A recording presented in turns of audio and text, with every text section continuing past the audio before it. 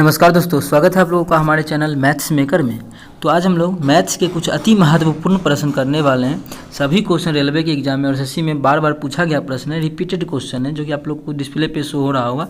सभी क्वेश्चन को हम लोग बेहतरीन तरीका से करने वाले हैं। वीडियो के लास्ट तक बने रहिएगा।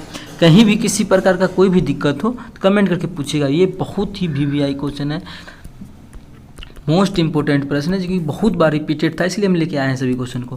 चलिए हम लोग पहला क्वेश्चन करते हैं। देखिएगा पहला क्वेश्चन क्या है। एक वस्तु को 20% की हानि पर बेचा जाता है। अगर मानिए कोई वस्तु का क्रय मूल्य 100 रुपया है, कोई वस्तु का क्रय मूल्य, तो उसको बेचा जाता है कितना में? 20% की हानि पर, मतलब 80 रुपया में बेचा जाता है। ठीक है।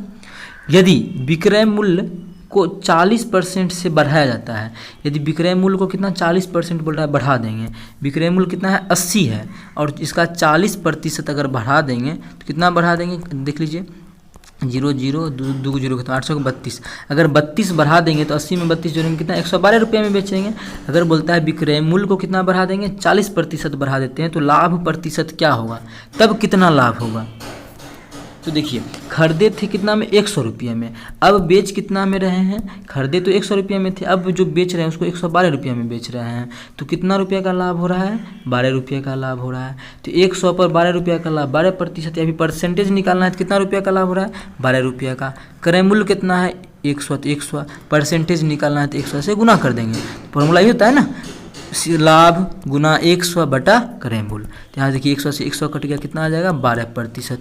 तो अगर विक्रय मूल्य को 40% बढ़ा दिया जाए तो जो लाभ हो जाता है वो कितना हो जाता है? 12%, जो कि हमारा ऑप्शन ए में है। तो ऑप्शन ए हमारा बिल्कुल करेक्ट आंसर हो जाएगा, 12% का लाभ।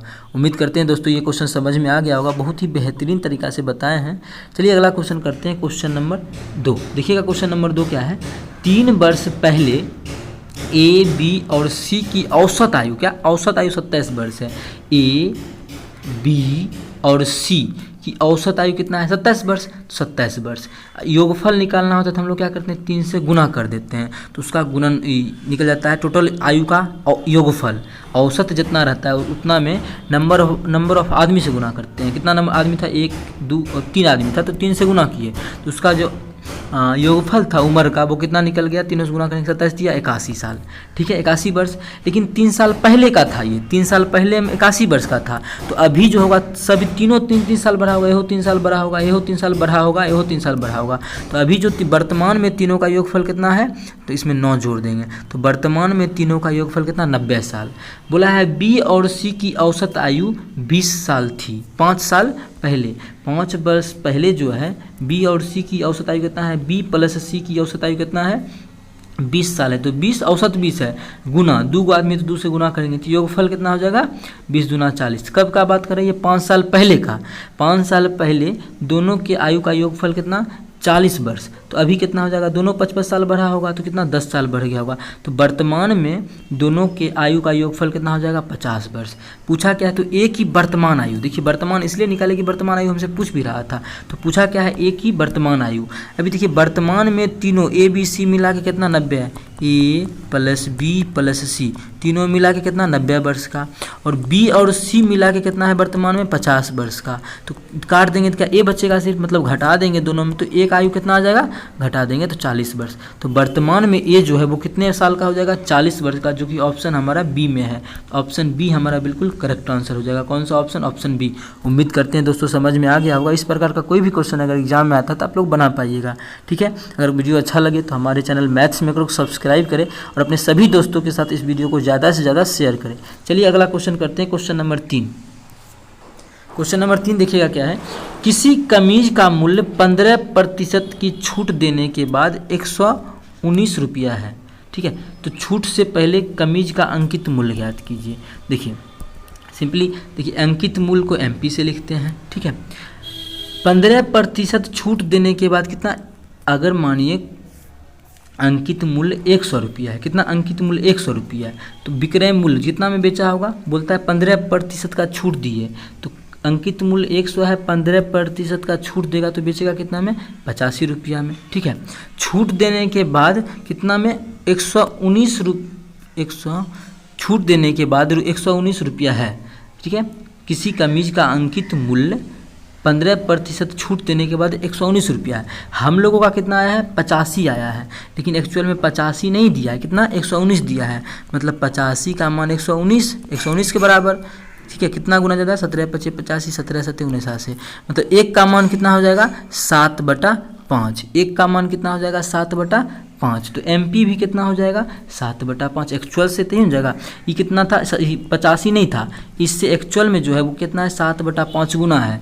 तो MP भी हो जाएगा इससे एक्चुअल में कितना, 7/5 गुना। तभी तो 7/5 गुना ये 119 हो रहा था। तो इसमें भी 7/5 से गुना कर देंगे तो काटेंगे 5 दूना 10 जीरो, 7 दूना 14 140।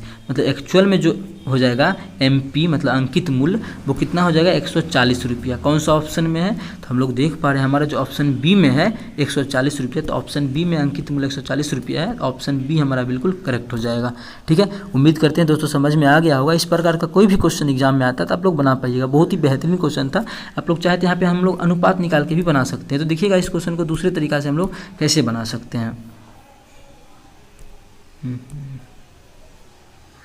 दूसरे तरीका से बनाने के लिए, हाँ, इसको डिलीट कर लेते हैं, इसको डबल कर लेते हैं। ठीक है, डबल हो गया ना, इसको यहाँ से डिलीट कर देते हैं।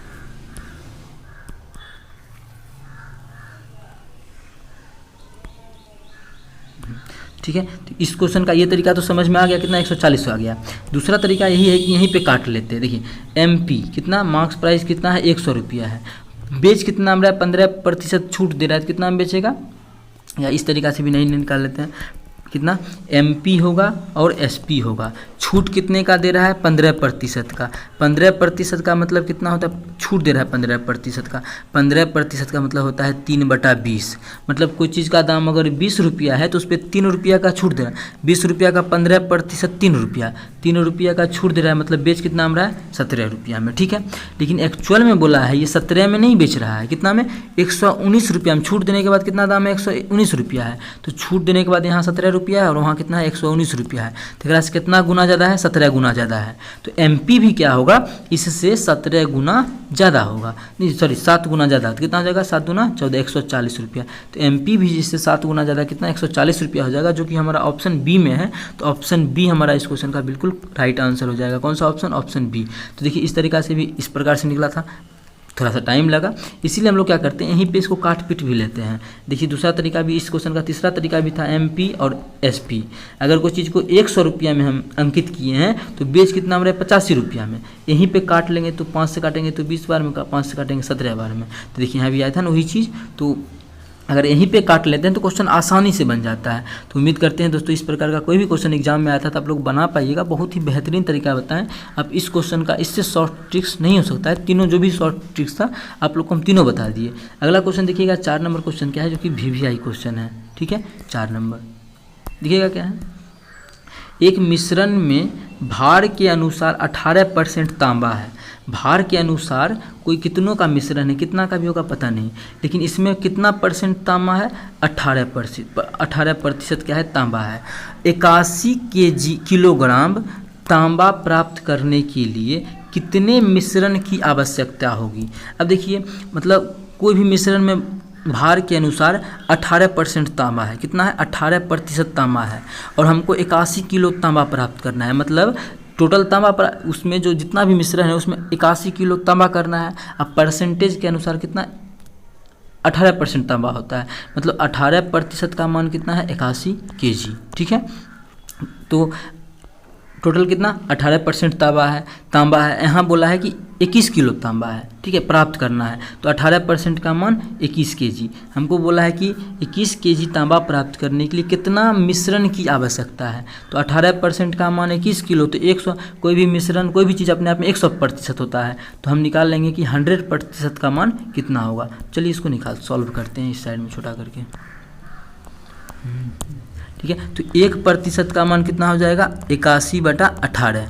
हमको निकालना कितना है, 100% का मान कहेगी कोई भी मिश्रण जो भी हो 100% है कोई भी चीज़ अपने आप में। तो 81/18 गुना 100। ठीक है, इसको इधर ला के काट लेते हैं। नहीं 100 नहीं लिखाया ना, इसको हम लोग इधर लाते हैं और काटने के लिए, और काटा पट्टी कर लेंगे, फाइनल हमारा आंसर निकल जाएगा। देखिए अगर 9 से काटे तो 9 नमा 81, 9 दूना 18, 2 से काटेंगे तो कितना हो जाएगा ये 50, दोनों गुना करेंगे 9 पचे 45, कितना आ गया 450। मतलब टोटल बिलियन अगर 4 मिश्रण अगर 450 kg है तो उसमें 18% तांबा मतलब 81 किलो तांबा प्राप्त हो जाएगा हमको, 18%। मतलब टोटल बिलियन कितना होगा या फिर टोटल मिश्रण कितना का होगा 450 किलो का। कौन सा ऑप्शन में? तो ऑप्शन सी में हमारा 450 kg है, तो ऑप्शन सी हमारा बिल्कुल करेक्ट आंसर हो जाएगा। ठीक है, कौन सा ऑप्शन? Option C. उम्मीद करते हैं दोस्तों समझ में आ गया होगा। कहीं भी किसी प्रकार का कोई भी दिक्कत हो किसी भी क्वेश्चन में तो आप लोग कमेंट करके पूछ सकते हैं। ये आपका अपना चैनल है मैथ्स मेकर। अगर वीडियो अच्छा लगा हो तो लाइक कीजिए, चैनल को सब्सक्राइब करें। चलिए मिलते हैं नेक्स्ट वीडियो में। Thank you.